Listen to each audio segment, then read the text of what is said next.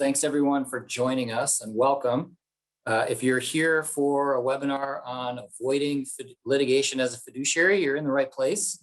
Thanks for deciding to spend your Wednesday lunch hour with us. My name is Brian Dillon. I'm one of your co-presenters for today. You can see, I think, Allison Zinn, your other co-presenter in your Zoom square. I've been a fiduciary litigator now for almost 20 years, which is kind of hard to believe. And we're here to talk to you about avoiding litigation as a fiduciary, which means the steps that our fiduciaries might want to take in order to never talk to someone like me or Allison ever again. In all seriousness, I mean, as a litigator, and I think Allison would agree with this, our primary goal is to keep fiduciaries out of trouble and to help them navigate the sticky issues that come up inevitably from time to time. And at Lathrop GPM, we represent fiduciaries of all shapes and sizes, from individuals to institutions, novices to the very sophisticated. We've seen it all, and we look forward to talking with you about these issues today. Before we begin, just a few public service announcements. First of all, we have applied for CLE credits. You should be getting an email from our events department following this session to let you know how you claim those credits. If you need any help with that, just get in touch with our events folks and they will help you out with that. We are also recording this webinar today. It'll be up on our website tomorrow. So if you feel like you want to go back, that you missed something, or share it with your friends, feel free to do so. Questions and comments, we love them, we welcome them. Use the chat feature, please, to pass those on. We will try to save some time at the end for Q&A. If we run out of time, we'll do our best to follow up with you after the session and try to address any questions that come up. Before we begin the meat of our program, I'd just like to take a few minutes for those of you who aren't familiar with Lathrop GPM. We are the product of a merger between the Lathrop Gage and Great Plant Moody law firms that went effective January 1 of 2020. We have around 400 lawyers in 14 offices nationwide. And we're proud to say that we pulled this off in the midst of a global pandemic. And really, it couldn't have gone better, I think, under the circumstances. And really, I think in some ways it was made a little bit easier since we're all just squares on a Zoom screen anyway, or at least have been for much of the last year and a half or so. It's been kind of seamless in that way. Our trust, estates, and legacy planning group is second to none. We've got a mix of planners and fiduciary litigators who office in Kansas City, Overland Park, Denver, Minneapolis, St. Louis, Chicago, some of the best and brightest around. We've got a number of ACTEC fellows, including the current president of ACTEC, Ann Burns, just a really sophisticated and talented group who we're really proud to work with on a day-to-day basis. So with that business and a little bit of self-promotion out of the way, let's go ahead and start our program. Allison, I'll kick it over to you. Hi, everyone. Thanks so much for joining us this morning. We're happy to have such a great turnout and hope that you're going to get a lot of today. As Brian mentioned, my name is Allison Zinn. I'm a partner in the Denver office of Lathrop GPM. My practice consists of about 85% of trust and estate litigation. And I would say that the other 5% would be uncontested protected proceedings, guardian ad litem work, and trust and estate administration. But I practice solely in the area of trust and estate litigation for the past 10 years. I don't do any other kinds of litigation, but prior to that, I did commercial litigation, financial litigation, and a smattering of other things. So with that background for both of us in our firm, let's get started. Just as a bit of an overview of what you're going to hear from us today is what you see reflected on this slide. And you'll note that there's 2 bullet points that appear the same. And that's because everything starts and ends with communication. Communication is pretty much the key to any successful relationship, pretty much of any kind. I'm sure most people are well aware of that. But you'll notice that this is a running theme throughout our presentation because communication goes a long way at preventing disputes, but we'll cover that a little bit more in a minute. The other items you're going to hear from us today, kind of painting with a broad stroke here, is just understanding your common law, statutory, and other duties that may be created by the relevant documents for you as a fiduciary. You're also going to hear us talk about understanding what your role is, when to seek the representation or advice of an attorney, tips and tricks for staying organized, documenting your work, which helps you live up to the duties that hopefully you thoroughly understand. But overall, I think what you'll hear today is a lot of discussion about soft skills. Soft skills are something that you're not learning from a textbook, you're not learning from a classroom. These are skills that help you interact with your coworkers, with beneficiaries, with other human beings. This could include emotional intelligence, communication, teamwork, adaptability, problem solving, creativity. And I think sometimes these are discounted or at least seen as secondary to other skills, professional skills, if you will, accounting or analysis of case law, whatever it may be. But I ask you not to make that mistake and understand that soft skills are equally as important.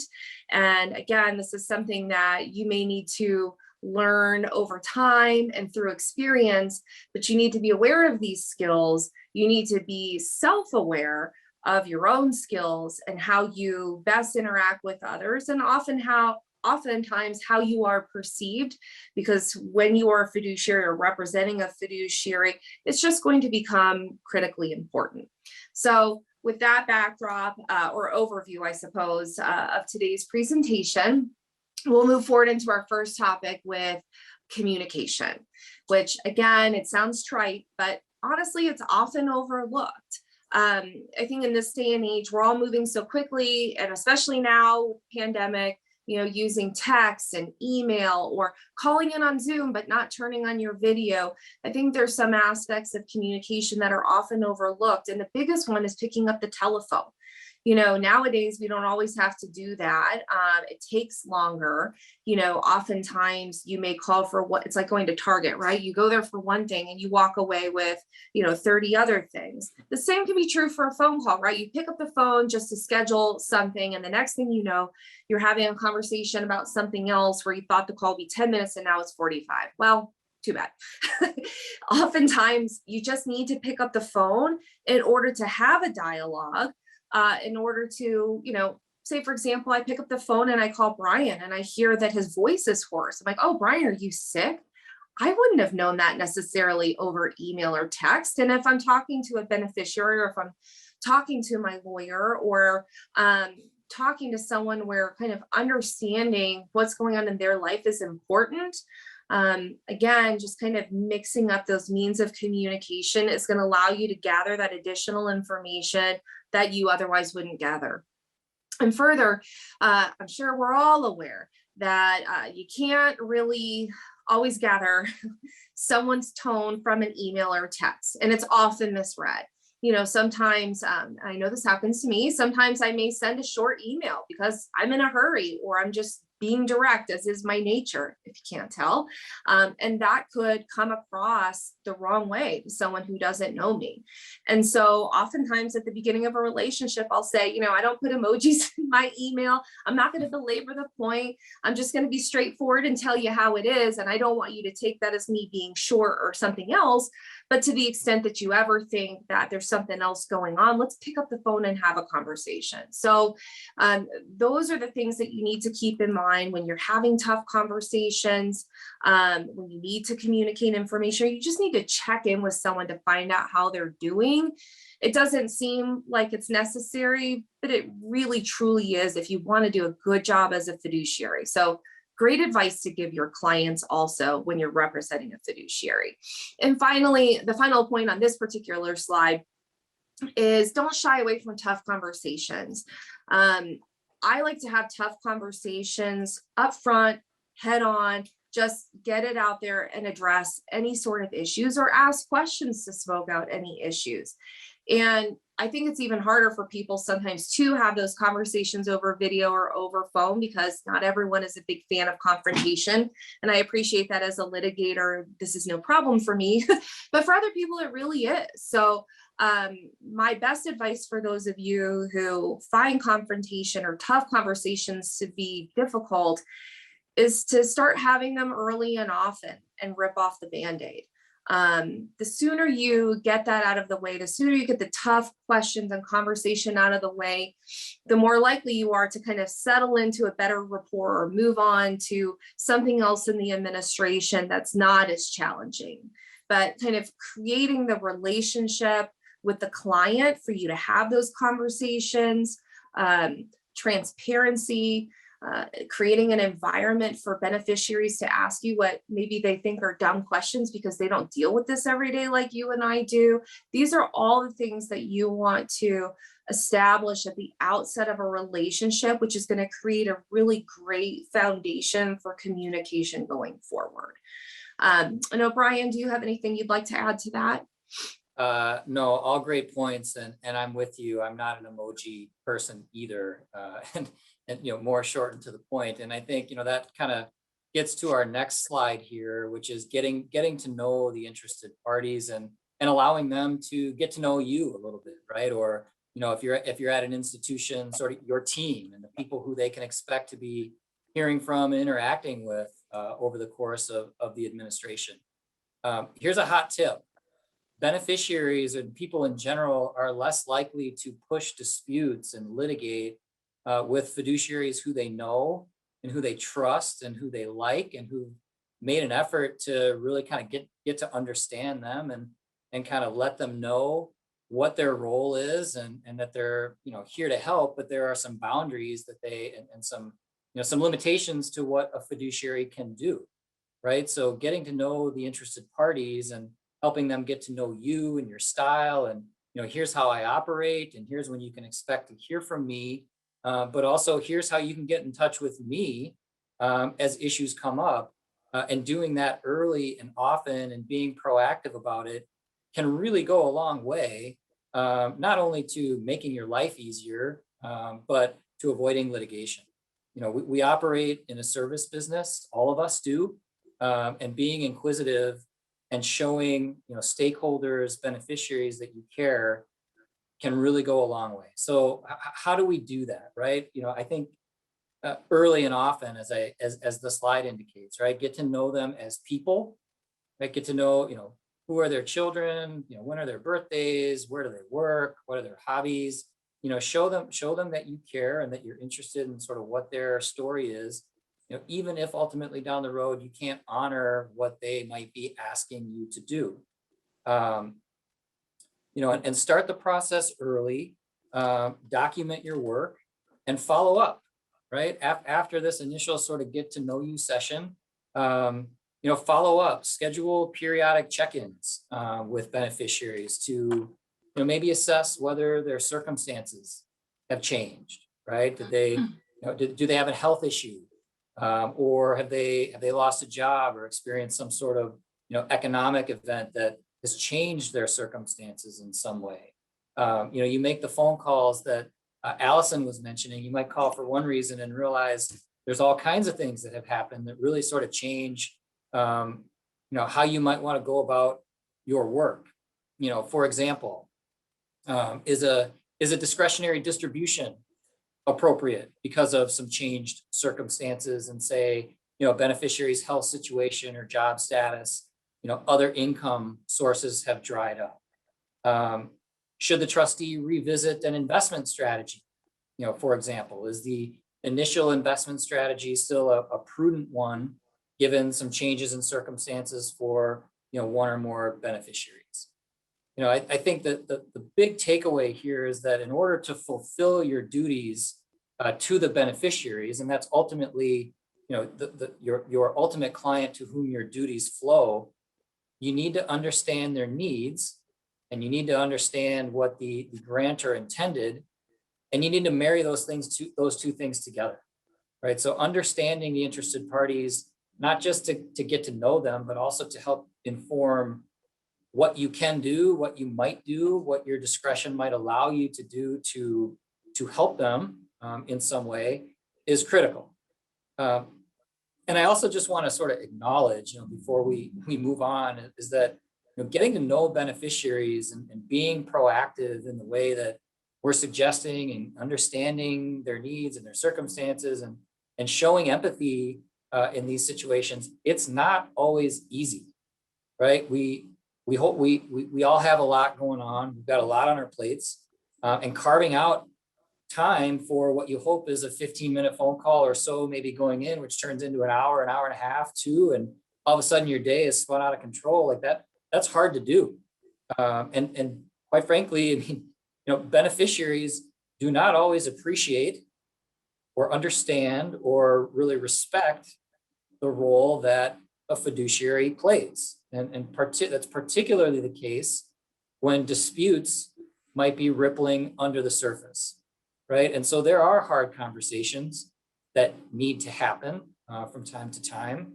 And as Allison said earlier, it's important to not shy away from those, right? To meet them head on. The longer those situations, those concerns, those potential disputes are allowed to linger without the fiduciary sort of proactively reaching out and saying, hey, I know we got an issue here. I want to talk to you about it. I want to understand your concerns, and I want to try to explain mine and see if we can reach some sort of consensus. Those are really important conversations to have. And if you don't have them soon enough, things can kind of spiral out of control. So I guess I'll just end this slide with, try to kill them with kindness when you can. Even if you have to fake it a little bit, it will pay dividends down the road. Brian, I want to just tag something on to what you said. And when it comes to getting to know the parties, also to the extent you can, understanding family dynamics is absolutely critical. Most disputes are in exercise and psychology. We find some of the same patterns over and over and over with families. You'll begin to learn those and advise your clients about those things, but it will really help you understand where people are coming from, what works and what doesn't. And in order to understand those family dynamics, you have to listen to understand and not to problem solve. And well, in fact, you need to be able to do both. If you're an attorney, you're a fiduciary, you're advising the fiduciary, all we do all day long is problem solve. That's why we've been hired. But to switch your way of thinking to listening to someone to understand where they come from so you can better appreciate their perspective really is a critical skill to hone. And one final thing is in creating the rapport with the beneficiaries, I would invite dispute. And what I mean is telling them, if you disagree with something I'm doing, I want you to come to me and ask me why I'm doing it so you understand. And at the end of the day, perhaps we do disagree, and that's okay. But I think in this world of cancel culture and polarization, people really shy away from what can honestly just be a discussion and not necessarily a dispute. So maybe find a way to invite that transparency, to that free exchange and discussion, and it'll go a long way to tamping down kind of that underlying, animosity. Yeah, really good point, Allison. Really good. So let's move to our next slide, right? In addition to getting to know the interested parties and the stakeholders, you obviously need to get to understand the governing document, right? As a fiduciary, what is my charge? The cardinal rule: carry out the grantor's intent as expressed in the document itself, right? You can't carry out the grantor's intent unless you really know and understand the document and what the grantor intended by that document. So what do we do here? How do we do that, right? Well, first of all, you got to start by making sure you have a complete set of the documents, right? If you have a trust or a will and you've got 10 amendments or codicils that strike prior provisions and bring them back and strike them again. I mean, we've all seen the hot messes of an estate plan that we have to work with. And so it often makes sense to, when you do have a complex estate plan, to map it out, right? What does the instrument require? Who gets what under what circumstances? What are the defined terms? Again, who are the interested parties, including the current and contingent beneficiaries? How can I contact them? What is the law that applies? What state law applies? Where do we have discretion? What standard guides our discretion? How has that standard been interpreted by the courts in the relevant jurisdiction? What procedural requirements apply in a given circumstance? And this often will come up when you've got a co-trustee situation, right? If you've got co-trustees, how is a tie broken when the co-trustees disagree? If one of the trustees is being removed or is resigning, how can a new trustee, successor trustee be appointed? What's the process for that? Does the document articulate anything about how we have to account or report to beneficiaries or other interested parties? And we'll get into the duty to account and report later on this afternoon. The takeaway here is that most estate planning instruments attempt to address the same basic issues, right? But the formats of the instruments can look different from instrument to instrument, right? So I think it's wise, and I know a lot of our clients do this, is to consider adopting some sort of standard intake form, right? That requires the fiduciary to capture all the basic information that you're going to need to administer the document, so that you're not referring back to the actual document and its many amendments from time to time, but instead you've got sort of this standardized form that everyone in your shop is accustomed to and familiar with. So that's sort of one-stop shopping for everything you need to know. The document is there itself too, so you can refer to it as necessary, but at least you've kind of got your playbook. And this can help when there's turnover on the file, right? If you have more than one trust officer or more than one person in your institution who is helping to administer the trust or the assets, having that one-stop shopping playbook that helps everyone make sure we're on the same page as to what this governing document requires and how are we going to implement this grantor's intent can be very, very helpful. Allison, anything you want to add before we move it on? No, I think that's great. Okay. All right, so now we want to talk about the common law duties of a fiduciary. Yeah, so there's common law duties, but you also have statutory duties. Some of the common law duties are also statutory duties. And there could be additional duties that are created by a trust or a will. And you need to understand all of these things. You can see all the duties that we have listed up here on the slide. There are, of course, probably more than this, but these are the most common that you're going to see. And out of these, I try to identify the ones that are most frequently implicated in the disputes that we see. And in my experience, the minefield for breach would be duty of loyalty, the duty of impartiality, the duty to inform and report, and duty to administer in accordance with the terms of a will or a trust. So I'd like to just talk about a few of these things just to give you some examples, but the duty of loyalty, which is the one I mentioned first, has the duty to administer a trust or estate solely in the interest of the beneficiaries, meaning it's not about you, it's all about them. And understanding the beneficiaries, as Brian went over a few minutes ago, and getting to know them is absolutely critical to maintaining and fulfilling this duty.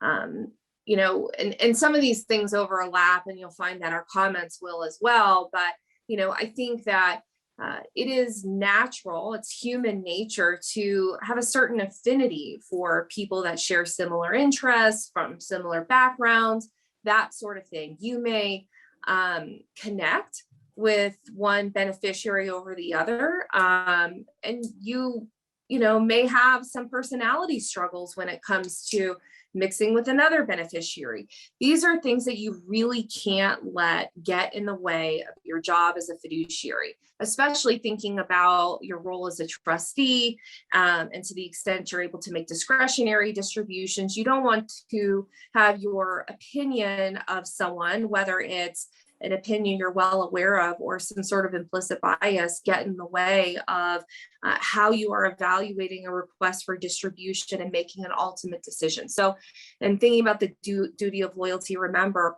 unless the documents say otherwise, all beneficiaries are the same, but they should all be treated the same when it comes to being professional, being responsive, being respectful, and that sort of thing.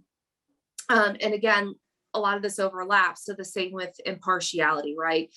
Everyone needs to be treated with that level of respect, and your personal feelings really cannot get involved when you are doing your job, for lack of a better way to put it. And it's hard. It can be really hard. There just may be people that don't like you. We're not going to win them all. And you may not, and beneficiaries that you don't like. It just can't get in the way. And it's easier said than done because some people can be exceptionally difficult, but this is your role as a fiduciary, and do what you need to do to get through those communications, whether it's you're afraid if that person might sue you or always disagrees with you or something along those lines. Think about, what do I need to make sure that this relationship is what it needs to be, whether that is having a call and sending a follow-up confirming communication, whether that is making sure that that beneficiary has information in front of them to review in ahead of your phone call. Whatever you can do to keep the communication open and productive will help you kind of stay in your lane as a fiduciary and treat everyone with the impartiality that they deserve. Another duty to inform and report, and we're going to get into that a little bit more later. That is an area that is absolutely wrought for litigation, but I see it more, I would say, with lay fiduciaries, not the professional fiduciaries. I think commingling goes on with with assets, and oftentimes people are just trying to do the best they can and like, well, I just keep everything in one bank account, why would I have three? And it's like, oh my god, things like that happen all the time, but people oftentimes have the best of intent when they're doing it. They just don't know any better. Professionals absolutely should know better and should do better, and should be very open and transparent with information. If you can create an environment where you can invite the questions, provide the information people are entitled to, you will find that you have far less questions in the long run. And again, any issues are kind of smoked out from the outset instead of festering and bubbling over later in time. So again, understanding what it means to account, what information beneficiaries are entitled to, and then being free with that, I think is absolutely critical to your success as a fiduciary. And I think that, another thing that factors into all of these duties is just kind of, I know it's communication again, but responsiveness. If you have a beneficiary or someone related to the matter that asks you for something, be prompt in your response. And that doesn't mean, outside of even accounting, that doesn't mean I have to respond back in an hour with the accounting. Say I'm in trial all week. Maybe it's responding back and saying, hey, Brian, I'm in trial all week, but I can get it to you by, July 7th. And people really appreciate understanding what they're going to get, when they're going to get it, and setting the expectations. But as a word of caution, if you're going to set that expectation, you better meet that expectation. But if something comes up in the interim, email them, let them know what you're doing. And again, that'll keep questions at bay, frustrations at bay, but just really be prompt in your communication. And that's going to go a long way to helping you fulfill all of the duties that you see listed here. Do you have anything you'd like to add, Brian? No, but you did a great job summarizing the duties. I'll just address one question that got put in the chat, and that was whether it's common for a trustee to also be the beneficiary of a trust, and sort of what do you do in that situation? It certainly happens, particularly when a parent wants to identify one of several children as the trustee, and then all of the children are beneficiaries. That situation just obviously creates an inherent conflict of interest for that person. And it's going to subject that person, when they're wearing their fiduciary hat, to an incredibly high degree of scrutiny, right? Anything that that person does that arguably benefits themselves, arguably to the detriment of the trust as a whole or to any other beneficiary, is going to be second guessed, right? And so in that instance, if that is the situation, it's critical for that trustee to be overly transparent in everything that they do. And in some situations, it might be impossible for them to make a decision, without eliminating any kind of risk. And they might want to have a special fiduciary appointed for a limited purpose, for example, to make a decision that conflicted trustee feels like they can't do on their own. As Allison said, the role of the fiduciary is to put the beneficiary's interests above their own at all times, and to be impartial amongst the beneficiaries. And if you can't do that, then you need to step out of the role. And for that conflicted trustee, they may decide, this isn't a situation that I want to take on. I don't want to be in this situation. I'd rather take my trustee hat off, or maybe have a co-trustee appointed alongside me to provide myself with a little bit of liability protection, something along those lines. But the answer is, it does happen. It creates an obvious conflict that just has to be managed. It's such a great question. And we also see it a ton in estates, right? Because oftentimes, someone nominates a family member to serve as personal representative or executor, and that person is also a beneficiary. And so some of the things that I see come up are, say there's a house in the estate and you want to sell it to a family member, and you're tempted to give them a discount because, hey, it's family.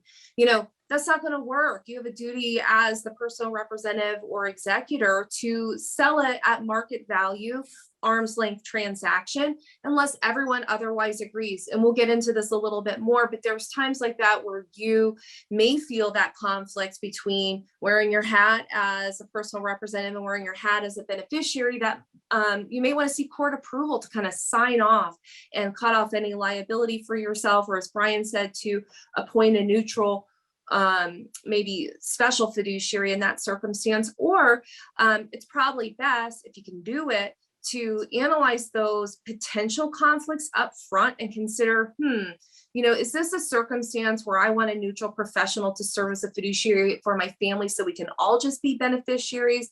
Is that what's going to be best in the long run? So just all things to consider, but a great question, because it does require a different analysis. And I think personally, holding yourself as a fiduciary or advising a client to a bit of a higher standard to make sure you're doing what you should be doing.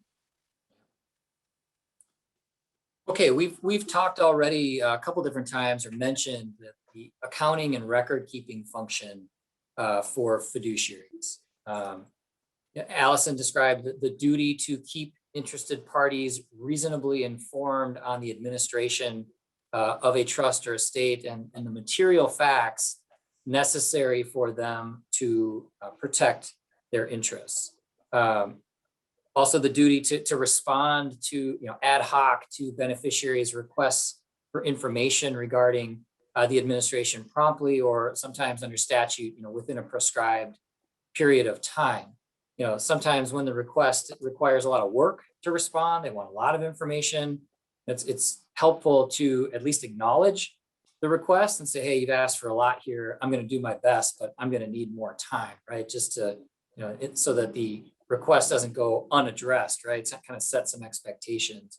And quite frankly, if the request is overly broad or would be unduly burdensome, getting back to the beneficiary or the requester and saying, hey, you're asking for a lot here. Like, what do we really need? Can we prioritize this? Like, what's the basis for this? What's motivating you?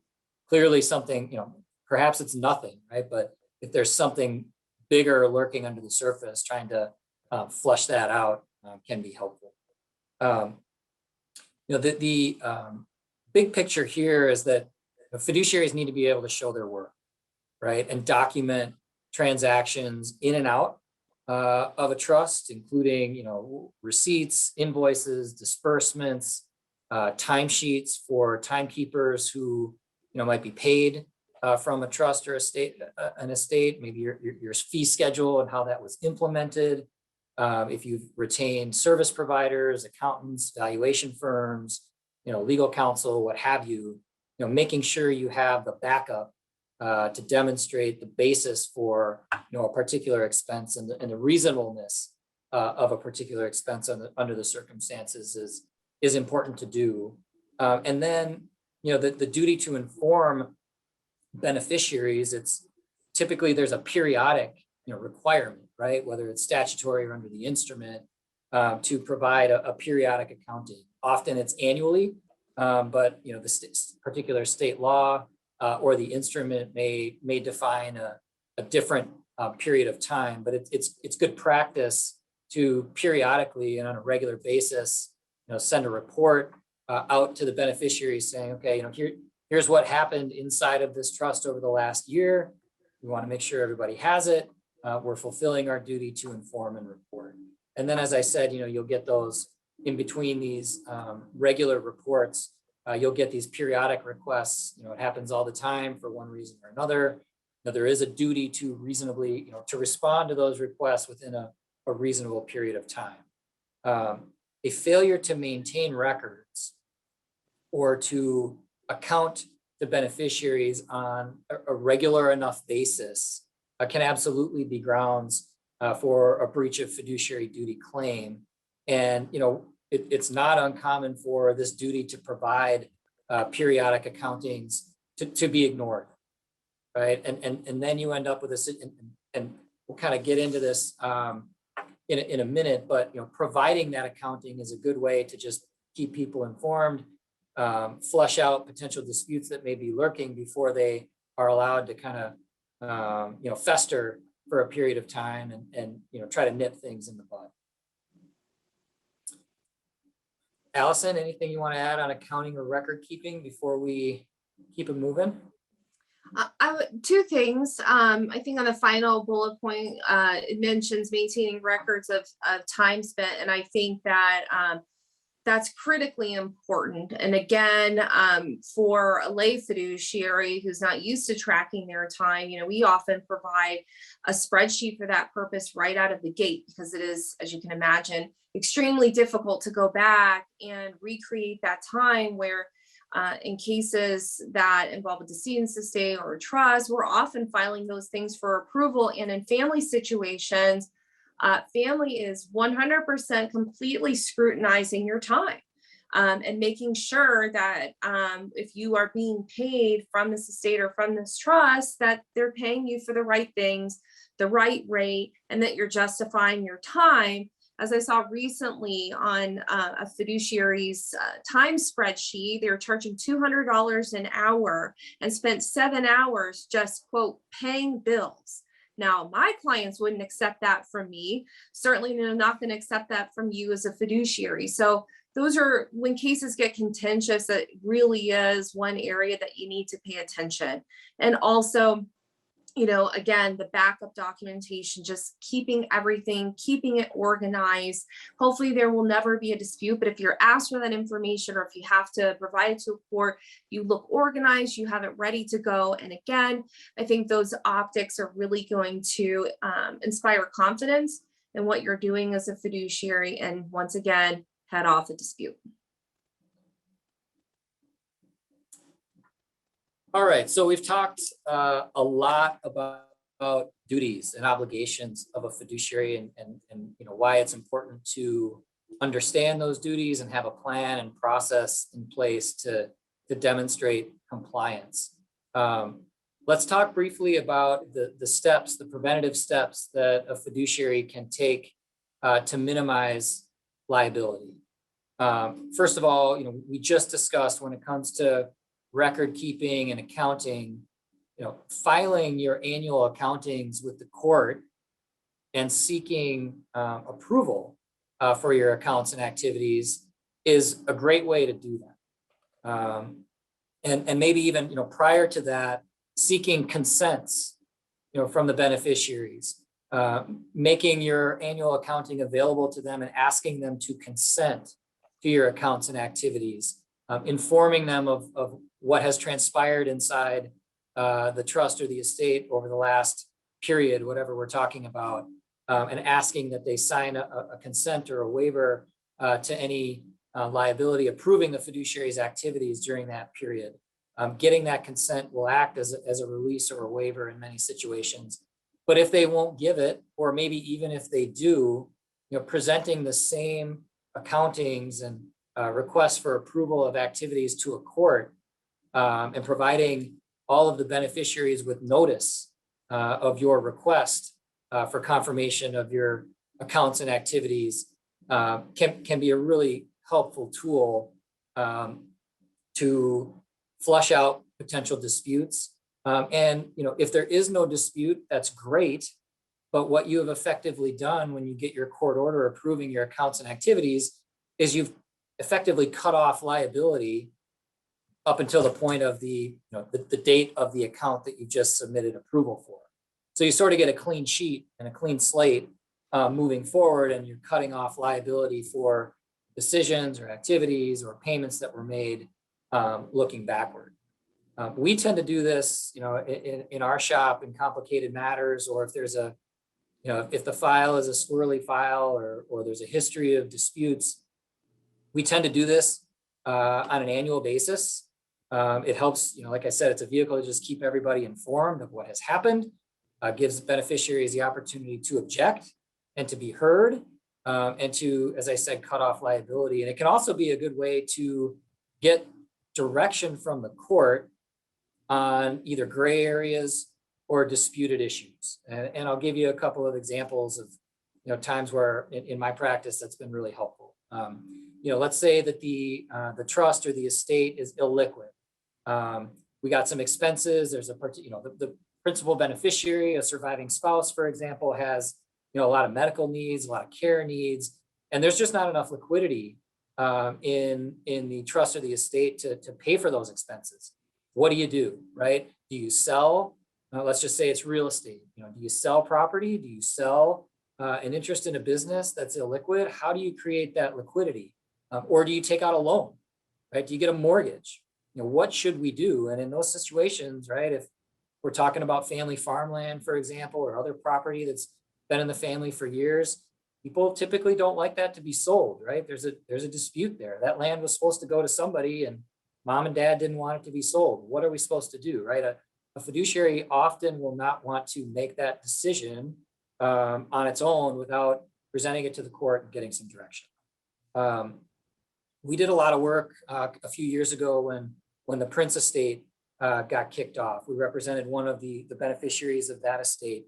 And a big issue in the early going in that estate, another illiquid estate, was how to monetize those very unique assets to create the liquidity that was going to be necessary to pay estate taxes. It just wasn't there, right? A hugely complicated and very, very unique situation. Lots of different opinions and stakeholders there who needed to be heard.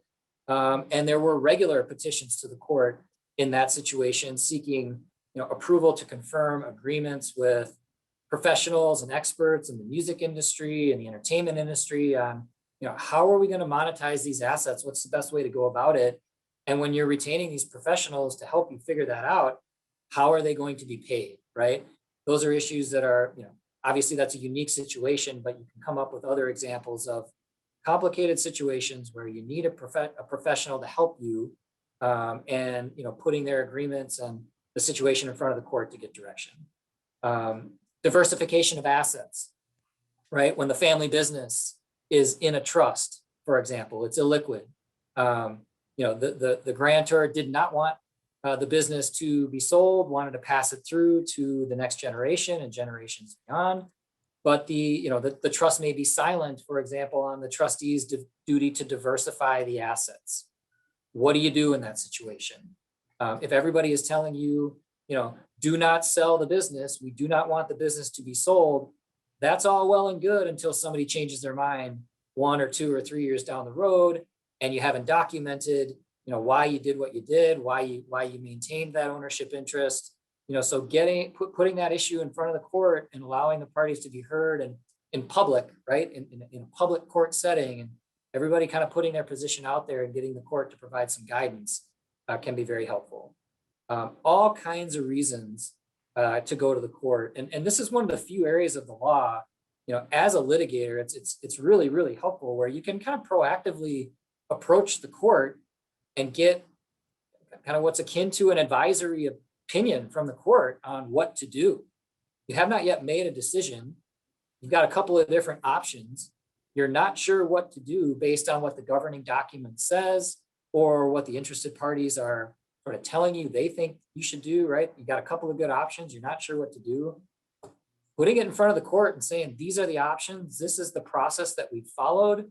We've got a couple of different ideas here. This is the opportunity to get direction from the court will ultimately decide it. That's what they're there for. And that process, going through that process, can also often kind of flush out the interested parties and compel them to appear and engage in a public way and state their position. And you can kind of have the judge become not often mediator, right? A judge will say, I will decide this if you make me decide it. Here's sort of what I'm thinking. If you make me decide it, here's what I'm going to do. And maybe all of you will be unhappy.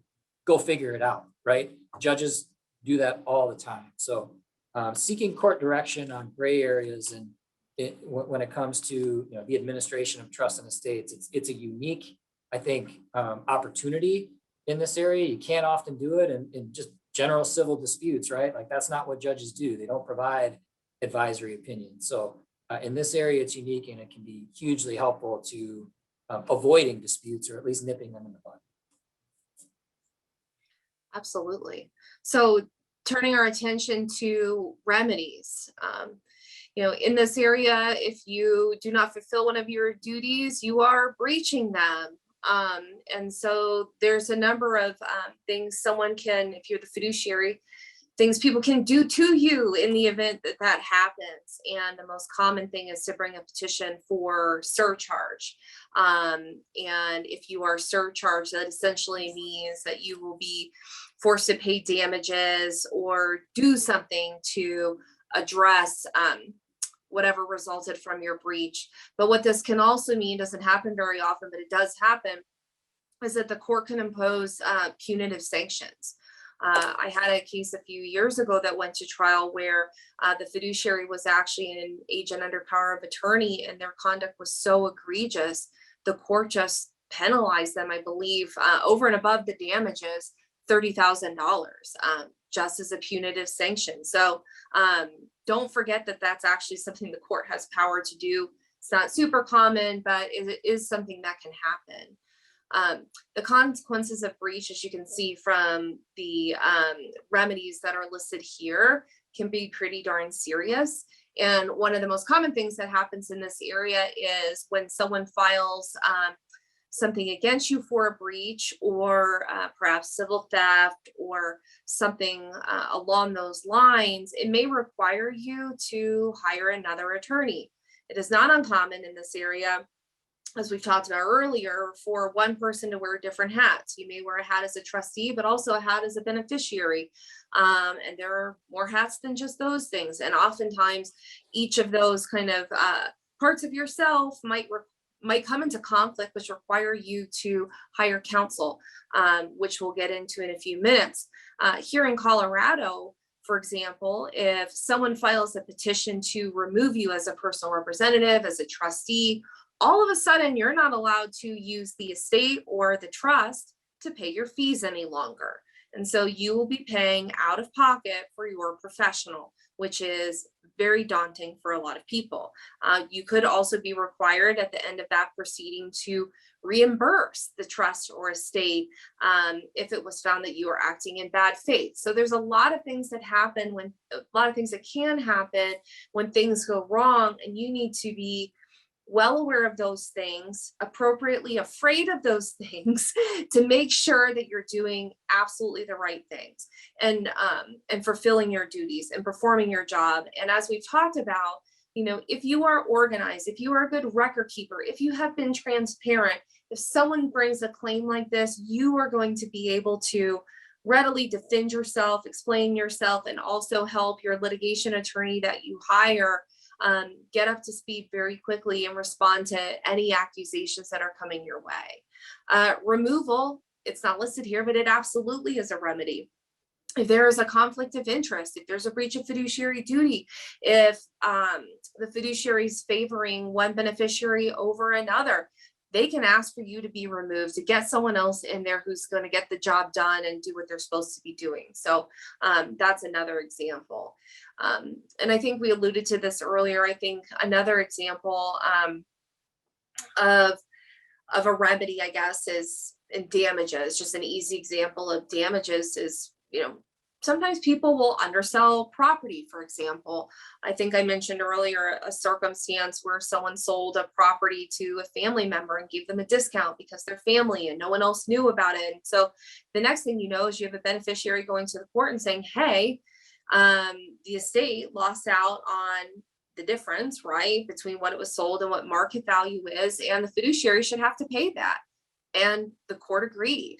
So things, especially for a lay fiduciary who, again, is not accustomed to these duties and the court system and all of that stuff, that can be incredibly scary. But if you have the right advice up front, understanding your duties, understanding the pertinent documents, and proceeding accordingly, hopefully you can involve anyone bringing these claims against you.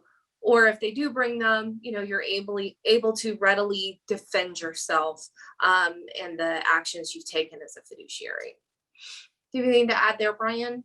No, and we're getting close to the top of the hour. So Yep. Why don't we transition here to our last and favorite topic, when to Yes. call us, right? Early and often. Most people don't want to hire an attorney unless they absolutely have to. I get it. Like, no one wants to spend money on lawyers, that sort of thing. But look, it's easier to prevent the mess than to clean it up. It's also less expensive to do it that way. I can't tell you how many cases I call cleanup cases. I have to come in after all this stuff has happened and try to rectify it. And oftentimes lots of time has passed, and it's incredibly, not only is it difficult to do, but it's also very expensive. And so you don't necessarily have to bring in your hired gun right out of the gate and file things with the court. You should, especially if you're a professional fiduciary, have a trusted counsel. You can pick up the phone and say, hey, this is what's going on. Here's what I'm thinking about doing. Like, what do you think? Get a fresh set of eyes on the situation. It can make all the difference in the world. Plus, that attorney probably has some creative ideas of what you can do with the court, or ways to approach beneficiaries, or way to document things. And that might make your life a lot easier. But the final point, because we don't have a lot of time, is make sure you're hiring the right lawyer. I know it's come out of my mouth several times during the course of this presentation, but this area is really wrought for conflict of interest because people are wearing different hats. There's different interests, competing interests, and you want an attorney experienced in this area because that person presumably is going to be experienced in spotting those conflicts and advising you accordingly when you need to get another attorney on board, when you need to consider information that you're giving out and that sort of thing. So make sure you hire the right counsel if you need to get counsel. Brian? Yeah, and kind of piggybacking off of that, the thing that I really like about working with our group, Allison, is that in the matters that we work on, we've got a deep bench of planners, estate planners, and really deep subject matter experts. When we staff a case, we will always have one of those subject matter experts. I mean, we're litigators, right? We're our expertise is in the process and going to court and making the best arguments possible. And we know enough to be dangerous. I will admit, I know enough to be dangerous on a lot of the kind of deep estate planning issues. But I know who to call, right? I know who to call. I know who in our shop that has done X, Y, or Z. If it's Mariah Robin or Matt Shea or Scott Mallon or David Fry, Allison. I mean, we've got a huge team of folks who've got who can offer different perspectives, have different experiences, have been through different battles before. We really kind of take a team approach to helping our clients figure it out. And again, kind of where we started, or maybe we'll end, is that we we want to make it so that you never have to talk to people like me and Allison. But sometimes it's unavoidable, right? Especially in, the world that we live in, and the family history that we often inherit, right? When we take on these fiduciary matters, people like to fight. And especially when a lot of times in these cases, it's not based on sort of economic motivation, it's based on principle. It's based on who wronged me in the past. It's based on what people believe mom or dad really wanted, and they're going to be the champion for that. Oftentimes sort of economic rational decision making is not what we deal with, and so it's unavoidable. So when that does happen, at the first sign of trouble, as Allison said, I mean, don't be afraid to pick up the phone. We're always happy to provide a little bit of counsel, a little bit of guidance, and try to help you avoid the bigger fight that we're here to deal with it if we need to, but would prefer to help you avoid. All right, so let me just quickly check the chat.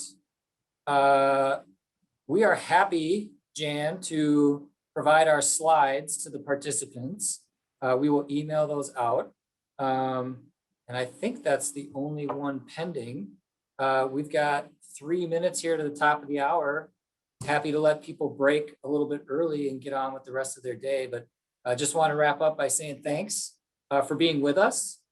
Keep an eye out for other events like this. I know our Trust Estates and Legacy Planning Group are planning kind of a series of TED Talks later this summer and into the early fall. So keep an eye out for emails for that. If you have any comments or feedback for Allison and I on what you heard today, or feedback, questions that you wish we would have addressed, or ways to make this better, we're all ears. We'd love to hear it. But thank you for being with us. And Allison, if you have any parting words, all yours. I think, Brian, if you want to put up our emails. Oh, I think yeah, there you go. There they are. A couple of glamour shots. Yes. Thank you everyone so much for joining us. As you can tell, we could probably talk for a few more hours on all of these topics, but feel free to reach out to either one of us or anyone on our team. We'll be happy to talk to you and answer any questions you have. And I think Brian's point that our team approach is something that's really special about Lathrop GPM, and whether it's the marriage of litigation and planning and tax, or whether you have oil interests, mineral interests that come up in one of your cases, we have professionals there too. So I know this area of law can really touch on so many other areas, and 9 times out of 10, we're going to be able to find someone in-house that can weigh in on those issues as needed. So hopefully you will consider that when you're thinking about retaining counsel. Great. Well, thanks, Allison. Thanks everybody for joining us. Have a great Wednesday afternoon. Thank you, everybody. Bye now.